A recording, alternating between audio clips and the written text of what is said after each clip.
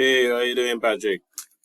So this is the idea, and it's basically to offset marketing costs and a win-win for all involved. So basically, I was thinking uh, to come up with a magazine, a small magazine that incorporates uh, mm, video and website, and then that magazine will be distributed.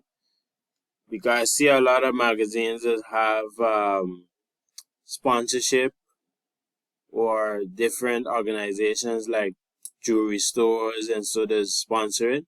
So I was thinking, like, for example, for the video, we could do video about different drink mixes. So that we could do at Happy Ending itself. And a company, a big liquor place, distributor could sponsor that or pay for advertising in the magazine and also on the video, because we will be making drinks about the drinks that the liquors and drinks that they sell. That's what we're going to make thing about. And then also we have video also with jewelry, showcasing jewelry and different things that's happening on the island. So different spots, different restaurants.